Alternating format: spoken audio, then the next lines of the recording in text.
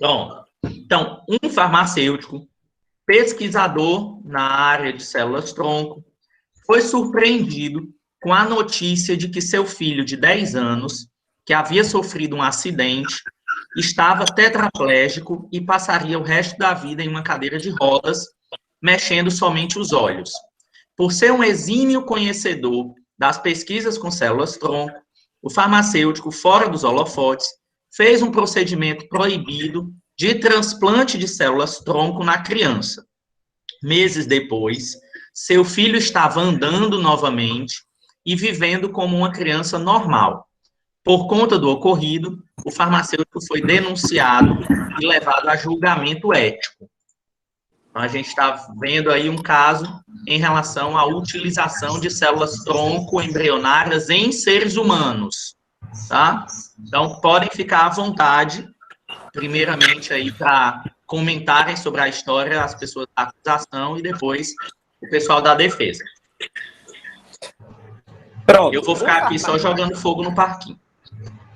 Pronto. O farmacêutico, ele se antecedeu ao dizer que a criança não ia mais andar. Porque quando ele falou isso, provavelmente ele não tenha feito a avaliação do paciente junto com a outra equipe multiprofissional, né? Do transplante.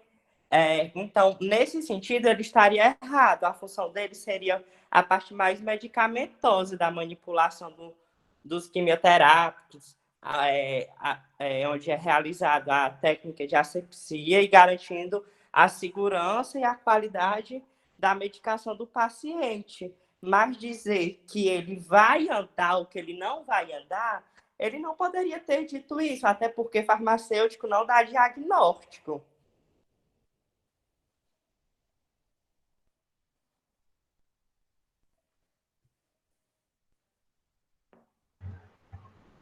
É como o Igor falou, o farmacêutico, ele pode trabalhar com a manipulação dos medicamentos e ele não deve só manipular, como garantir a qualidade e a segurança do produto, certo?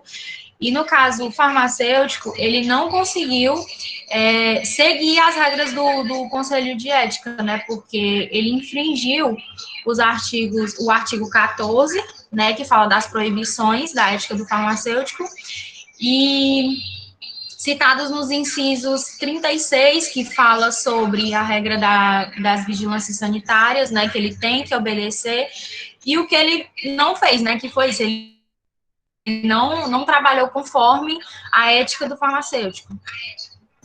E a função do farmacêutico, nesse caso de transplante que o paciente ia passar, seria elaborar um plano de cuidado no paciente, junto com a equipe multiprofissional, verificar se o paciente tem dificuldade de ingestão de medicamentos orais, verificar os medicamentos em uso quanto à quantidade, qualidade, compatibilidade, estabilidade e suas interações. Ou seja, todo esse procedimento mais assim, medicinal que ele fez foi errado, porque a parte dele é trabalhar junto com a equipe multiprofissional para o melhor tratamento farmacológico do paciente e dar um melhor acompanhamento.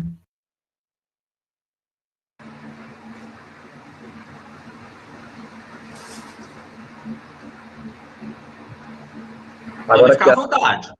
Pronto, eu vou me defender porque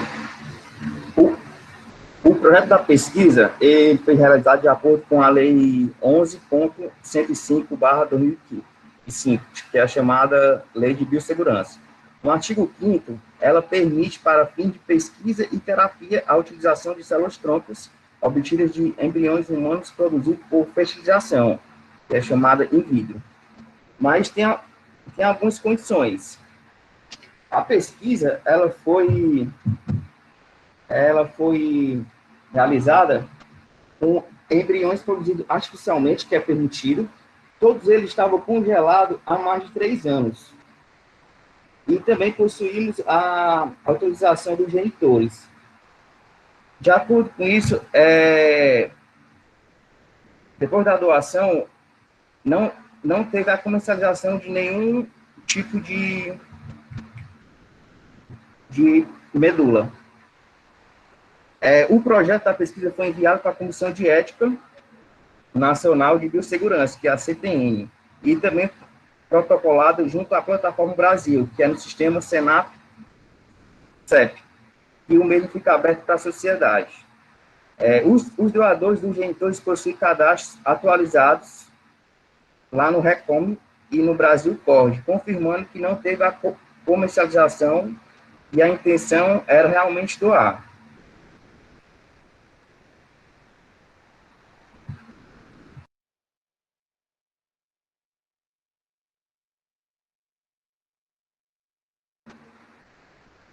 Aí, professor, tem outra defesa, só que ele não está na aula, que é o Jefferson. Ele foi para outra parte e ele também não... Tá, ele não... Mas ele ia apresentar ou ele não participou? Ele participou, só que ele ficou de falar hoje, mas até agora não apareceu ainda. Já tentamos entrar em contato com ele. Certo, peraí. Sem sucesso.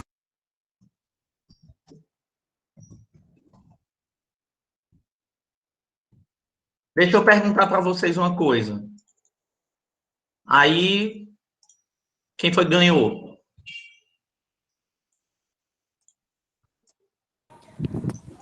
O pai, Aí porque assim, não teria como o farmacêutico, como está dizendo no caso, o farmacêutico disse que a criança não iria mais andar, iria ficar tetraplégica, né? Sendo que é uma coisa assim, particularmente até lógica, porque um farmacêutico não pode dar um diagnóstico se a criança vai voltar a andar ou não. Por mais que o farmacêutico esteja na equipe multiprofissional, o farmacêutico não pode dizer que pessoa X vai voltar a andar, porque isso é cabível ao médico, junto com um fisioterapeuta, talvez, mas o farmacêutico não. Cada pessoa numa equipe multiprofissional tem o seu papel, e a do farmacêutico é verificar sobre as medicações, sobre as possíveis interações, nesse sentido, e não dar diagnósticos corretos ou errôneos para os seus pacientes. E até porque, segundo o caso, por mais que ele seja conhecedor das pesquisas com célula-tronco, ele fez esse procedimento de uma maneira meio que escondida, e é um procedimento proibido para ele fazer. E ele fez só porque era o filho dele. E aí, Geraldo, vai deixar? Vai perder mesmo? Vou deixar não, porque ela, como foi dado entrar em todos os protocolos possíveis, juntamente ao Senap e também à Comissão Técnica Nacional de Biossegurança, ela estava ciente do procedimento, entendeu? Então, estava tudo correto, praticamente. Já que o Jefferson não apareceu, eu vou fazer as vias do Jefferson aí, tá? O Geraldo, como é que chama? Oi. Professor, e assim, que foi antiético, né? Que ele foi farmacêutico, mas era o filho dele, né? Era uma chance do filho dele andar, né? Aí eu vou fazer as vias do Jefferson aqui e perguntar uma coisa. Porque como é que chama? O acusador aí, o Igor, tá falando que o farmacêutico não faz diagnóstico, que isso e aquilo, mas em nenhum momento, no caso aí, tem falando que o farmacêutico diagnosticou nada, não. Isso, ele foi curado por consequência do tratamento, não porque ele disse, né? Então, Igor, de onde foi que você tirou... Tudo bem, Thaís. De onde foi que você tirou que o farmacêutico fez diagnóstico? Por que você está acusando ele disso aí? No caso, deixa eu colocar aqui o caso. Ele falou que havia acontecido um acidente, que estava tetraplégico e passaria o resto da vida em uma cadeira de rodas. Entendeu? Aí, em que momento o farmacêutico foi que diagnosticou isso? Não, mas foi um diagnóstico. Se o farmacêutico disse que a criança ia viver o resto da vida em uma cadeira de rodas. Mas onde é que tem dizendo que o farmacêutico disse isso?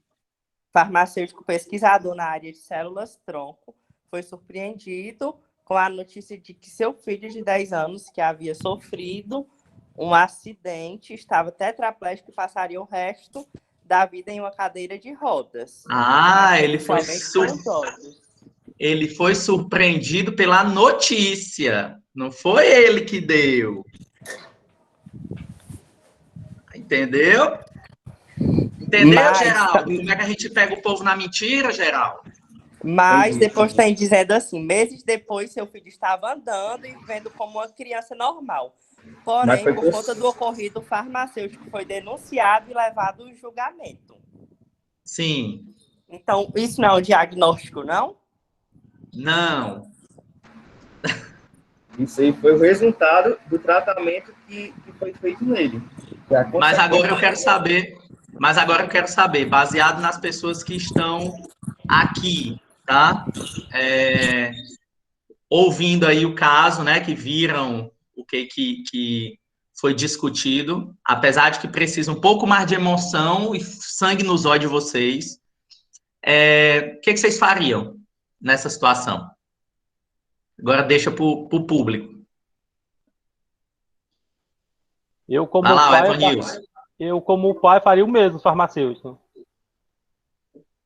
Eu vendo meu filho na situação de ficar paraplégico e tudo, e eu tendo a solução vamos dizer assim, nas minhas mãos, né?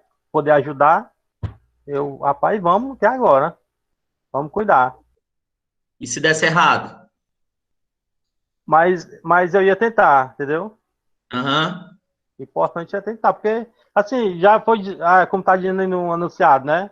Ia ficar paraplégico e tudo. Qual o pai, qual a mãe que vai ficar logo doido, né? Nem o pai nem a mãe quer ver um filho paraplégico perto da vida.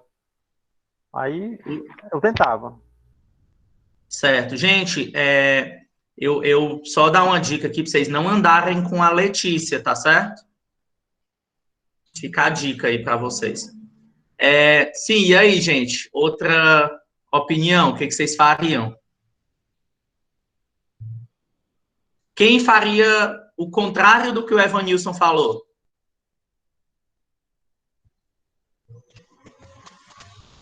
Todo mundo concorda com o caso?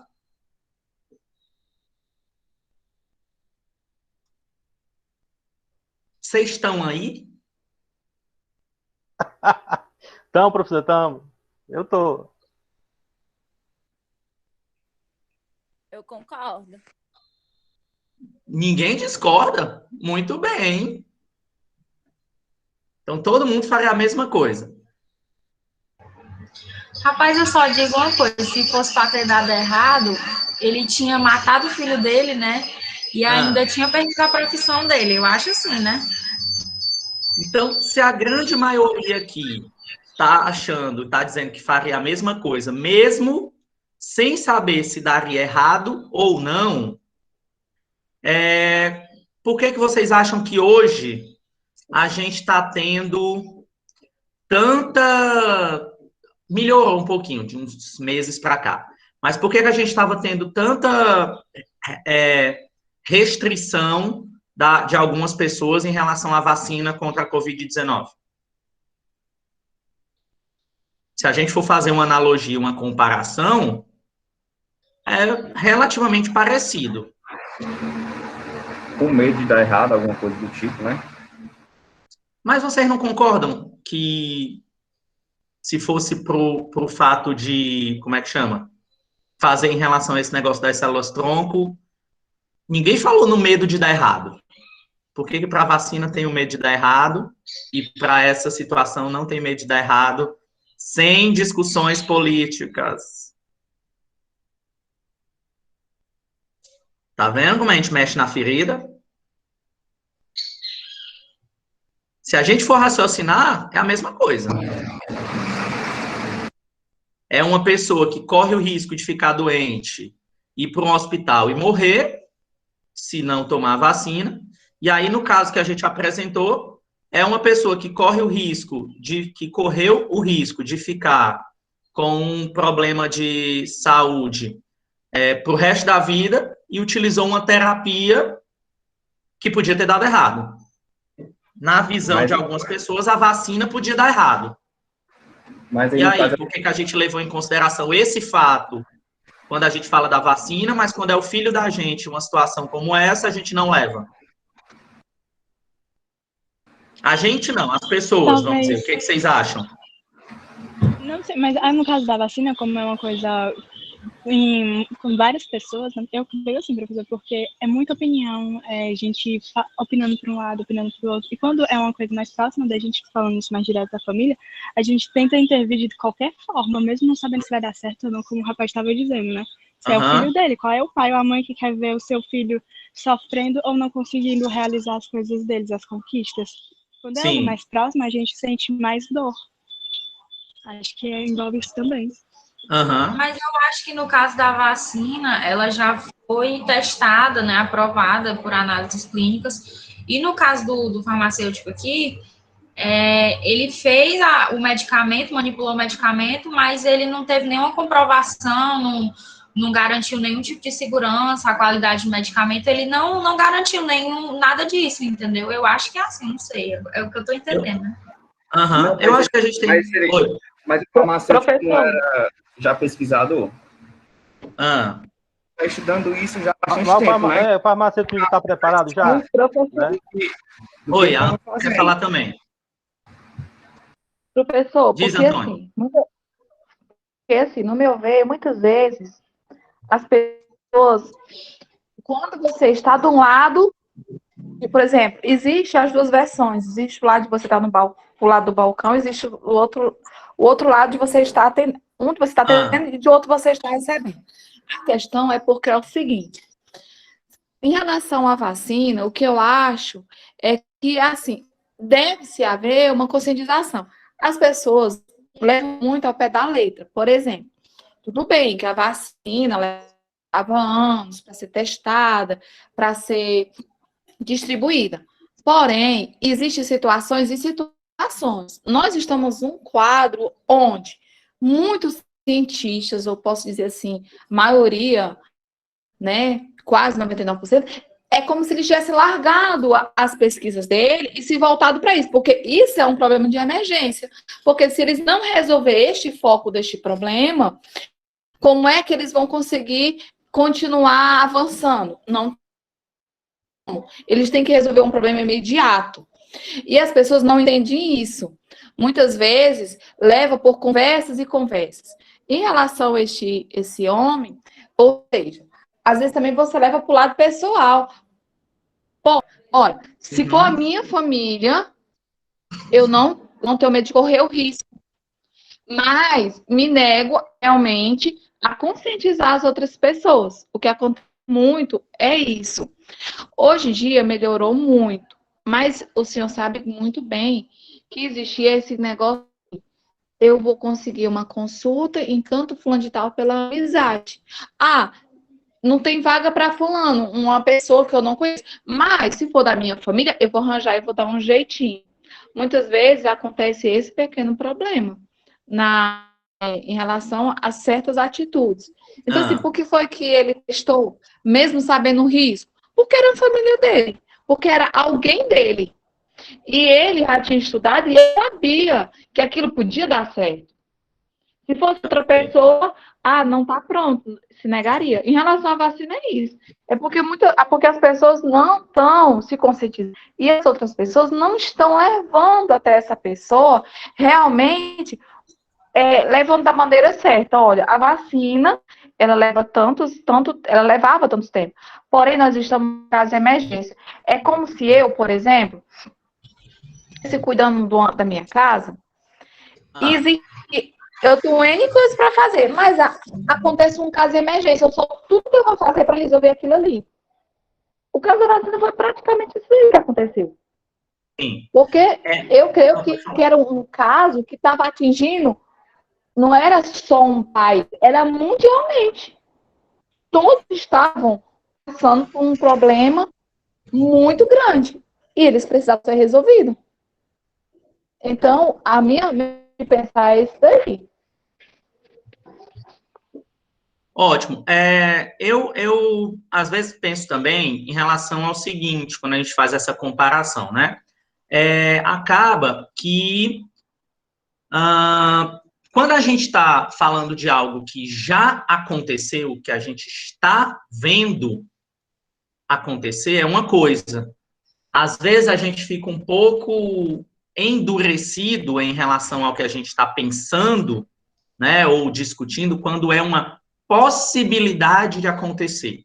Né? Quando a gente está falando aí no caso que foi colocado, a gente está falando de algo que já estava na frente da pessoa, que levava em consideração o ponto de vista emocional, tudo bem, mas que já tinha acontecido, a pessoa já estava com o problema de saúde, né? Então, você acaba se vendo sem uma possibilidade, sem um caminho, né? Você se vê com os olhos fechados em que você tem um caminho único para seguir em relação àquilo dali. Já quando a gente está falando, por exemplo, da vacina, existe a possibilidade de você não pegar a doença, mesmo que você não tome a vacina? Existe. Existe essa possibilidade, é óbvio. Não significa que quem não tomar não vai pegar. Então, muitas vezes, a gente se deixa pegar pela possibilidade, né, de não acontecer e acaba levando para o outro lado, ou tentando justificar algo para que a gente se sinta melhor por não ter feito. A gente tenta dar justificativas para nós mesmos. Então, o que esse caso ele está querendo discutir com vocês e colocar vocês para pensarem?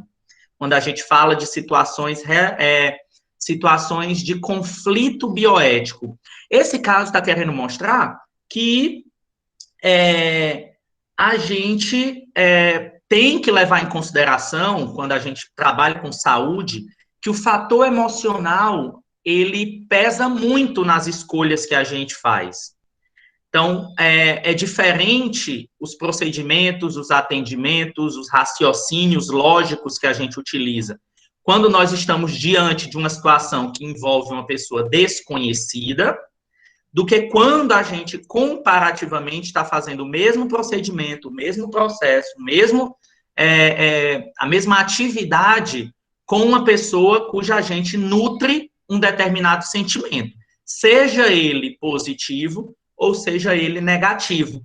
E aí a gente precisa aprender a ter essa consideração, essa visualização, esse modo de percepção que nos afaste muito mais da parte sentimental em alguns aspectos e nos aproxime da parte técnica, muitas vezes. E em situações em que nós temos que colocar a parte sentimental em consideração, né, o sentimento humano, de atendimento, de carinho, de cuidado, e a parte técnica, às vezes, não é a fundamental. A gente precisa diferenciar muito bem esse tipo de situação. Quando é que uma acontece, quando é que a outra não acontece. Basta que vocês vejam que mais ou menos aí 3, 4 meses, 5 meses atrás, o que estava acontecendo? Muita gente falando que não ia tomar vacina. Muita, mas era muita, tá? Vocês perceberam que esse número diminuiu? A gente já não escuta muita gente falar. As pessoas, elas estão querendo a vacinação. Mesmo as pessoas que não queriam, ou estão ficando mais caladas, ou mudaram de ideia caladinhos e estão indo para a fila da vacina, estão querendo se cadastrar, estão pedindo. Por que que isso está acontecendo? Porque a parte sentimental também é levada em consideração. Ninguém gosta de ficar à margem. Ninguém gosta de ficar no ponto contrário, óbvio que eu falo ninguém, a maioria, de ficar no ponto contrário ao restante da população. Então, quando o sentimento pela vacina, quando o sentimento pela melhoria da saúde começou a se tornar maior e começou a aparecer mais, as pessoas não quiseram ter aquele julgamento das outras de dizer assim, todo mundo está querendo a vacina e só eu não estou. Então, ela pode até não concordar, mas essa pessoa não quer ficar à margem, ela não quer ficar fora do contexto de todas as outras. Então, diminuiu essa característica de não querer mais, porque esse sentimento também foi colocado, tá? O Evanilson queria falar alguma coisa. Pode ficar à vontade. Não, só pegando esse gancho aí. Realmente, eu particularmente acompanhando no jornal, na notícia, né? Eu não vi muita gente falando, não, sabe? Que queria tomar vacina, não. Porque todo mundo, aqui no meu bairro aqui, todo mundo queria tomar, que logo se cadastrar e tudo. Não concordo muito, não. Que eu não vi, não, particularmente, sabe? Aham. Porque... Pois deixa eu... Ó, só para eu te contar uma coisa. Eu tenho a questão do Instagram, né? Que eu falava muito sobre a vacina e tudo mais. E aí eu fiz um vídeo explicando sobre a vacina e etc. Eu recebi, mas não foi um nem dois, não. Foram vários directs no meu Instagram, me esculhambando, falando que eu era comunista, falando que eu queria matar o povo, que como é que eu era farmacêutico e apoiava uma vacina que não tinha comprovação científica. 300 mil coisas eu recebi. Então, assim, ainda bem que aí, né, onde você mora, as pessoas da sua comunidade já tinham essa mentalidade, tá? Mas a gente tinha aí uma parcela significativa da população que estava meio maluca, certo? Germana. Oi, Germana, pode falar. Professora. Oi, Antônio. Professor, realmente existiam muitas pessoas que não queriam tomar vacina, né? Inclusive, assim, na minha família, né? Sim. Na família da minha colega, a gente trabalha junto. Ah, sim, na minha família também, eu esqueci de dizer, Antônia. É verdade, na minha família... Aí, professor... Pois é. Fala já, deixa só a Antônia terminar. Porque o meu fone não estava prestando, estava só testando. Tá certo. Aí a minha colega pegou e foi cadastrar a mãe dela é idosa, né? Tem 85 anos. Uhum. Aí a mãe dela, não, de jeito nenhum, nem a pau, eu vou me vacinar. Você tá ficando doida? Aí ela, tudo bem, mãinha. Ela deixou a mãe dela ver as coisas acontecendo, né? Tudo bem, a senhora não quer, tudo bem, não tem problema, a senhora fica aqui, eu não vou levar a senhora a força. Aí, Antônio, ela começou a assistir jornais e ver como é que estava acontecendo. Aí ela chegou e disse assim, Silvinha, vem cá, como é que a gente tomou essa vacina? Porque ela viu que os outros estavam tomando, e ela, como é que a gente faz? Aí ela, a senhora quer ir tomar? Ela disse, quer sim, agora eu quero. Então, realmente assim, muitas pessoas mudaram de opinião, né? Tipo assim, também aqui na minha família, o pessoal dizia assim, esse Bolsonaro quer deixar todo mundo zumbi. Aí a menina disse assim, como é que ele vai deixar todos os funcionários da saúde zumbi? Quem é que vai cuidar da população? Aí você tá ficando louco, você realmente tá pensando bem, tá entendendo bem qual é o propósito da vacina? Não é de adoecer todo mundo. Porque se adoecer todo mundo, como é que ele vai governar o quê? Quem? Não tem como. Então, isso são pensamentos de pessoas opositores a essa situação. Então, aí foi mudando, aí, graças a Deus, muitas pessoas mudaram de opinião. Na minha família aconteceu a mesma coisa também. Deixa só a Germana falar, que ela estava na fila, e aí depois a gente vai para o outro caso, tá bom? Para a gente acabar não se estendendo muito no assunto. Mas vamos lá, Germana, pode falar. Não, também só é dizer que eu percebi aqui na minha rua, na minha família também, essa questão de muitas pessoas não quererem, né? Até também por meio político, meu pai, inclusive, meus avós. E hoje, meu avô ontem tomou a vacina e meu pai já se cadastrou também. Então, já dá para perceber, né, a mudança de pensamento. Isso, exatamente. A gente, inclusive, já começaram a sair aí alguns dados, só para vocês terem esse conhecimento, né? A gente teve uma diminuição, lá em São Paulo, entre os idosos de 85 a 89 anos que tomaram a vacina, né? Quer dizer, não foram todos que tomaram a vacina, mas a gente já começa a perceber uma diminuição nas mortes de cerca de 60%, 55% a 60%. Então, quando provavelmente todo mundo dessa faixa etária tomar, a gente vai ter um aumento aí na diminuição de mortes, né? Provavelmente, tá certo? Então, pessoal, vamos lá para o outro caso, para a gente acabar não atrapalhando, a gente se estender muito, que é um assunto bem complexo, bem polêmico, né? Apesar de que a gente podia passar o dia todinho discutindo sobre isso, tá?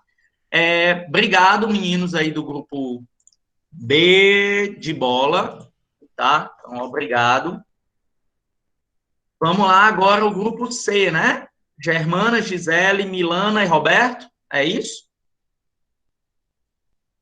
Sim, professor.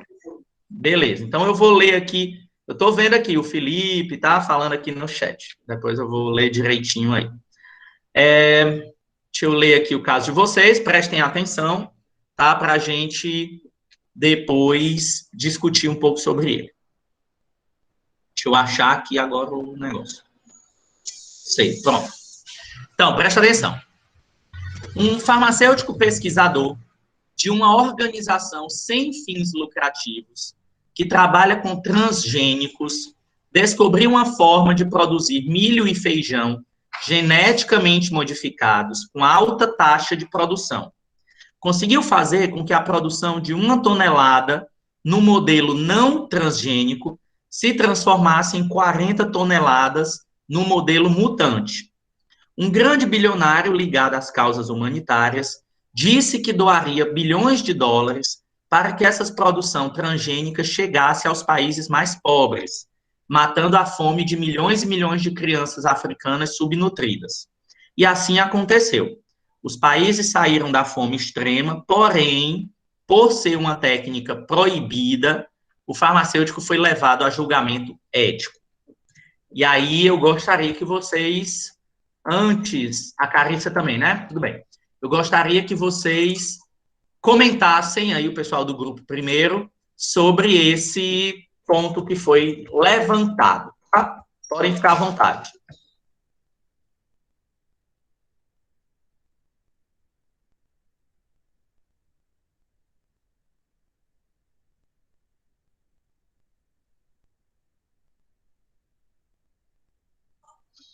Cadê vocês? Eu li certo? Zé? É pro grupo B comentar alguma coisa ou a gente já começa falando? Não, vocês que começam. Ah, tá ok, então. Né? Bom dia. Bom dia. Para a OMS, os alimentos transgênicos, eles podem sim ser benéficos, pois é um aumento na safra e também consegue se abranger a maior população, né, com esses alimentos. Porém, ainda não se conhece muito bem alguns riscos que eles possam trazer futuramente. Baseado no Código de Ética Farmacêutica, no capítulo 1, que fala sobre os principais fundamentos da profissão, o artigo 8 diz que a profissão farmacêutica, em qualquer circunstância ou de qualquer forma, não pode ser exercida exclusivamente com objetivo comercial. E o artigo 9 fala que, em seu trabalho, o farmacêutico não pode se deixar explorar por terceiros, seja com objetivo de lucro, com finalidade política ou religiosa. Baseado nisso, podemos ver que o farmacêutico ele acabou agindo contra esses princípios, né, do capítulo 1, pois ele faz parte de uma instituição não filantrópica, ou sem fins lucrativos, mas ele acabou recebendo uma quantia em bilhões de dólares para que essa produção transgênica chegasse aos países subnutridos. Só que no caso não está específico como esses bilhões foram doados, né? Se foi investido apenas na pesquisa, se foi investido, foi pago para o farmacêutico fazer essa pesquisa. Então, baseado nisso, ele foi contra esses dois artigos dos principais fundamentos de sua profissão. E visto que alguns países da África veem essa prática e não aceitam, né, doações de alimentos transgênicos. Porém, isso não é em todos os países africanos.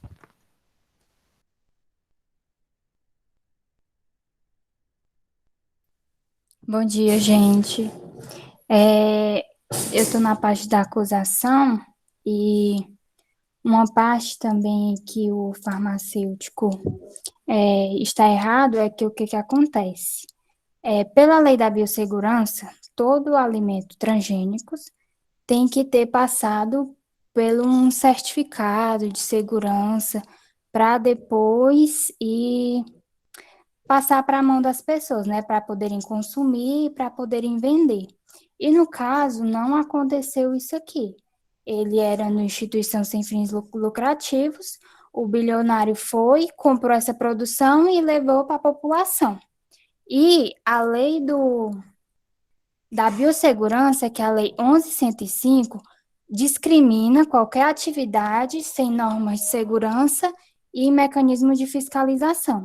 Então, ele aí infringiu a lei, né? E também lei não.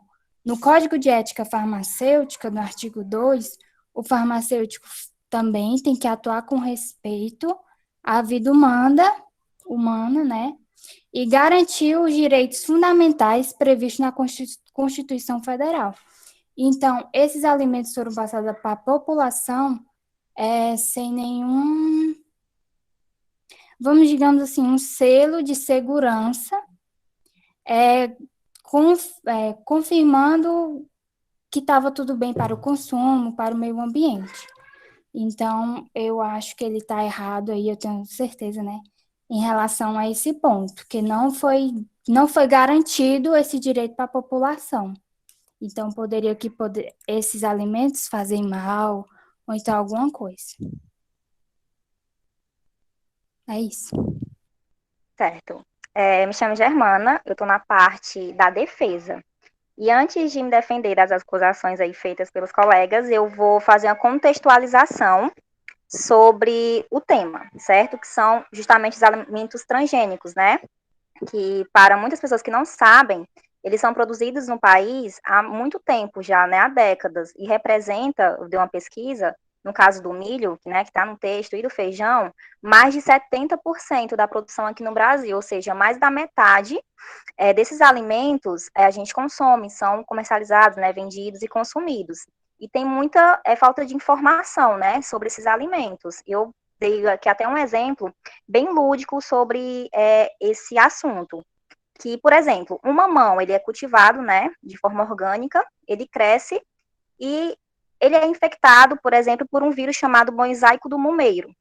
Essa fruta, ela tem nela uma quantidade, né, genética viral, mas ainda assim a gente diz que essa fruta é uma fruta natural e tudo mais. E um outro mamão, geneticamente modificado, ele recebe, né, um gene específico para que ele seja resistente a esse vírus. E para quem não sabe também, esses alimentos transgênicos, eles são resistentes, né, a pragas e agrotóxicos. E eles podem ser, né, consumidos sem causar nenhum mal à saúde. E o que eu ia... Peraí, só um segundo. E o que acontece? É muito importante também a gente não confundir o termo natural, porque muitas vezes, como eu falei anteriormente, uma coisa natural nem sempre é boa. Por exemplo, quando a gente fala em vírus, eles também ocorrem de forma natural.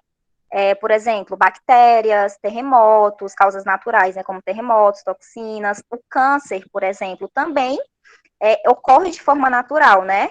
E não significa, por ele ser natural, que é bom. E nem os alimentos transgênicos, por ser feitos inorgânicos, né? Eles são ruins, né? E eu trouxe aqui uma afirmação do Conselho Internacional de Ciência que fala que esses alimentos, eles são seguros para consumo. Não existe nenhuma evidência de efeito nocivo pelo consumo desses alimentos, né? E eu também trouxe algumas informações sobre a Organização Mundial da Saúde, que explica que esses alimentos, eles não causam mal e eles são testados, né? Fazem vários testes, como a Carissa falou, né? Mais de 14 testes para serem vendidos e comercializados. E entra também muito na questão política, né? De combate à fome, que eu não vou nem entrar aqui em questão. Mas, como o Zé também, ele contrapôs um fato, o José Roberto, que foi vendido e tudo mais, teve algo a ver com a comercialização, né, que não pode. Porém, o texto fala que não foi doado, né, o dinheiro, foi intenção de doação e não foi oferecido nenhuma venda e nenhuma comercialização para isso. Então, ao meu ver, o farmacêutico, ele não deveria, assim, ser culpado, né, nem julgado por esse ato. Inclusive, eu peguei, só finalizar agora, no Código de Ética Farmacêutica, no capítulo 1, no artigo 3, onde fala dos princípios fundamentais também, que fala que a dimensão ética da profissão farmacêutica é determinada em todos os seus atos pelo benefício ao ser humano, à coletividade e ao meio ambiente, sem qualquer discriminação. Que, ao meu ver, o farmacêutico, ele foi em prol do benefício da população de milhares e milhares de pessoas. Enfim, é isso.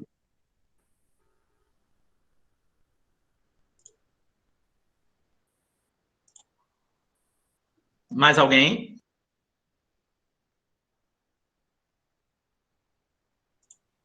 Tem outra pessoa, Germana? Não, professor, só nós três. Tá, só um instantinho aqui, peraí.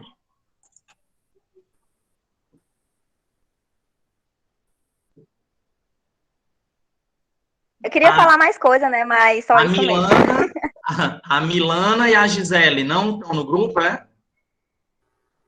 Não, professor, a Milana, ela está com sintomas de coronavírus e ela não pôde vir. Certo. Não sei se ela está na aula vendo, mas ela me falou que não poderia. E a Gisele, a gente não teve contato com ela. Certo, tudo bem. Ui. Só um instante. Professor, eu falei com a Milana, hoje ela tá fazendo o exame, ela tá na fila lá, esperando a vez dela para fazer o exame do Covid.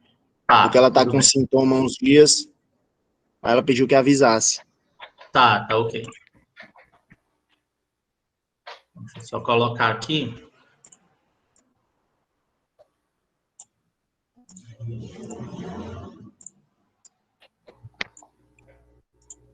Ok, então, pessoal, deixa eu ver aqui. Quem é que quer comentar alguma coisa sobre isso? Sobre alimentos transgênicos? Quem acha que concorda é ótimo, né?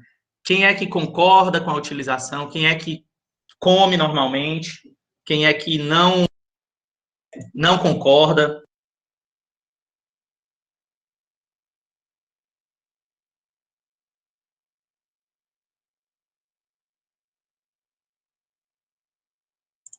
Microfone, bora lá, abra os microfones para comentar sobre.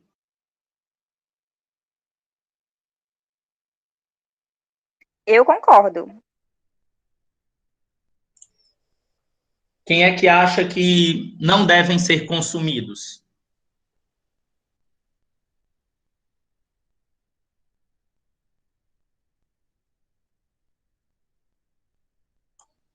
Sem tomar café da manhã hoje, não, gente? Eu acho que faz mal alimentos transgênicos. Assim, não é que faz mal, mas não é a mesma coisa de ser o alimento sem ser modificado. Por quê, Igor? Não no sentido técnico, mas pode dar a sua opinião mesmo. Normal, sem problema. Pois é. Tipo, o alimento transgênico não é um que tem um Tzinho amarelo dentro de um triângulozinho, né? Exatamente. Pois é, são alimentos que sofreram modificações. Talvez por gosto, para dar gosto. Eu não sei bem ao certo, mas assim, na verdade, alimento transgênico é que eles são geneticamente modificados, né? Isso. Mas assim, eu acho que eu como, assim, na verdade, a maioria dos alimentos são transgênicos, né? Mas eu na acho realidade, que não deve ser saudável, não, assim, 100% saudável. É muito difícil que hoje a gente não consuma, porque praticamente tudo hoje tem, né, transgênico. Mas Eu sei também que alimentos transgênicos possuem maior quantidade de agrotóxico. Eu já vi numa reportagem isso.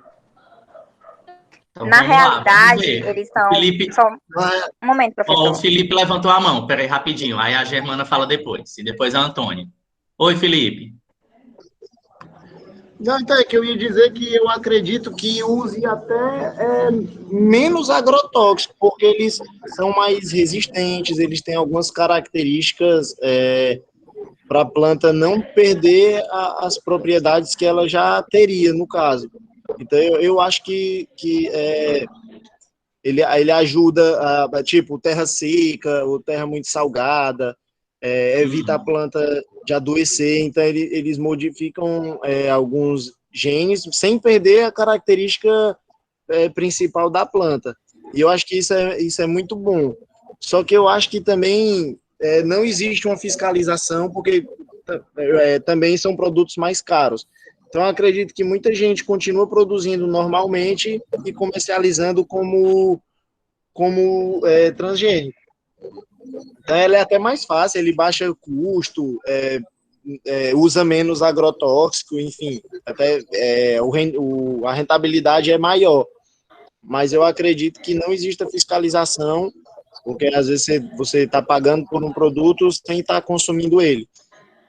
Eu acho que é isso. Eu concordo com a utilização, porque é ótima, tem muitos benefícios, principalmente para o agricultor, mas como consumidor, eu acho que a gente acaba pagando por algo que a gente não tem na mesa, né?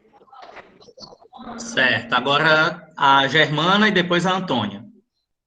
Pronto, o que eu ia falar é que, como eu pesquisei bastante, eu até tinha uma outra visão sobre isso, pela minha falta de informação, né? E eu vi que os alimentos transgênicos, eles são bem mais resistentes a pragas e agrotóxicos do que alimentos naturais, né? Eu pesquisei isso. Eu digo também porque eu estudei, eu fiz 6 semestres de agronomia, então eu entendo um pouquinho de planta, solo. Entendi. Pois é, né? Tu sabe como é. Então, Antônia. Sim, professor. É como a Germana falou, né? Às vezes é até por falta de conhecimento mesmo. Que às vezes nem sempre realmente o mais natural é o mais saudável, né? Porque existem várias, como é que se diz? Existem várias classes. Mas eu, por exemplo, eu não tenho o conhecimento realmente que a Amanda agora estudou, que ela se preparou para apresentar esse trabalho. Realmente eu não teria como dizer. Porém, assim, na minha opinião, hoje, eu diria que não consumiria. Mas, apesar que a gente já consome muito mais do que aquilo que a gente imagina, né? Talvez seja a maior parte, a gente consuma alimentos transgênicos. Mas é como isso, como a Germana disse, às vezes é por falta de conhecimento. A falta de conhecimento, esclarecimento, ela bloqueia muito a gente até de uma decisão. Tá. Em relação a o que foi, né, discutido, tá? Em relação a esse ponto, o X da questão, ele é o seguinte, o que as pessoas que defendem a utilização dizem é exatamente pelo fato de que a gente não teve problemas, não demonstrou situações problemáticas em relação a essa utilização, problemas de saúde para as pessoas, e etc. Em relação às pessoas que já não concordam com essa utilização, elas dizem que nós não temos ainda informações suficientes a longo prazo, por exemplo, para relacionar com essa segurança que a gente acha que tem, né? Então, a gente tem duas visões discordantes aí em relação a isso, tá? E aí, como foi falado muito bem pelos meninos, a gente tem aqui a lei de biossegurança. Essa lei de biossegurança, ela fala sobre esses produtos transgênicos, né? E aí, a gente precisa entender até que ponto a gente pode utilizar esse tipo de produto, né? Até que ponto a gente pode produzir esse tipo de produto.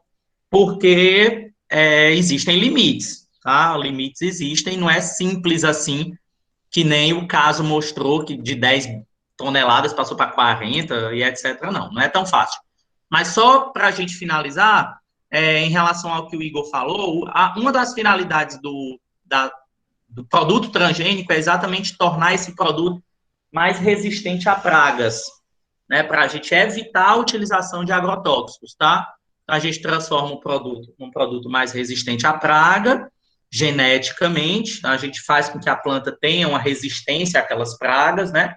E aí a gente não utiliza agrotóxicos na quantidade que utilizaria. Só que aí, quem é contra diz que não sabe até que ponto isso pode influenciar a saúde das pessoas e do meio ambiente, até, né, isso a longo prazo. Porque aí uns dizem que essas plantas mais resistentes, elas acabariam se sobressaindo no ambiente frente às outras, que seriam as originais, né? Então, a gente tem um monte de coisa aí que pode ser discutida, tá? Em relação a esse aspecto. Tudo bem? Quem quer comentar mais alguma coisa? Fica à vontade. Se não, então pronto. Eu dei um print aqui para vocês, tá? Para que eu depois coloque a frequência e a justificativa que vocês deram aí, inclusive, para Milana, né? Diga para ela aí que eu estou torcendo pela recuperação dela. E aí, por um erro meu, foi um equívoco mesmo, realmente, eu não coloquei as datas, né, direitinho lá no grupo, mas no arquivo. Mas o restante do pessoal fica para a semana que vem, tá? Então, se preparem. Vou dar um feedback só. Eu preciso que vocês, na semana que vem, nos grupos que vocês formarem, sejam mais incisivos. Bota o sangue no zóio e diga que você está errado. Não, você está errado por isso, você está errado por aquilo. Então, aqui é meio que um contra o outro, tá certo? Para a gente tentar debater de uma forma menos, como é que eu posso dizer? Menos treinada, tá? Então, só em relação a esse aspecto que a gente vai levar. Agora, creio eu, né, que isso não vai ser muito problema para a semana que vem, porque os temas da semana que vem são mais polêmicos. Vocês vão ver, né? O pessoal das equipes da semana que vem, acho que perceberam que os temas, eles são bem mais polêmicos do que os dois de hoje, tá? E aí a gente vai falar sobre isso na semana que vem, tá bom? Então a gente se encontra na quarta-feira aqui de manhã, mesmo bate-horário, mesmo bate-local. Se não estiver dando certo entrar no Meet, a gente falem comigo naquele, como é que chama? Aquela mensagenzinha lá, sei lá, para ver se não é algum problema que teve, que nem o que a gente teve hoje, tá? Mas semana que vem a gente se encontra. Oi, Antônia. Acho que a Antônia levantou a mão. O Felipe, não sei se está levantando a mão desde aquela hora. Professor. Oi. Professor. Diga. O senhor já corrigiu em relação aos temas de dois grupos, que é o mesmo tema? É o mesmo tema. Agora, como é que vocês sabem que é o mesmo tema? Se eu mandei porque quando entra no computador, dá para ver os temas. Ai. Não, lá é porque eu estava. Eu estava aí, a criatividade, meu filho, chegou uma hora que não dá mais, não, para criar história. Essas aí são tudo criadas por mim, certo?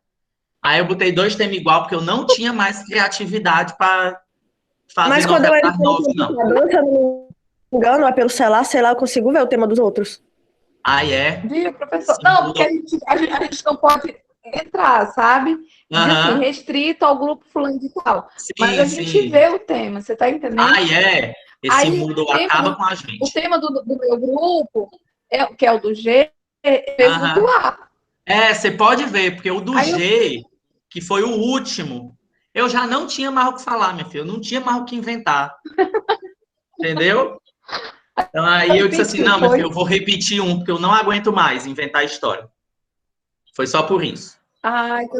Eu pensei que tinha sido engano.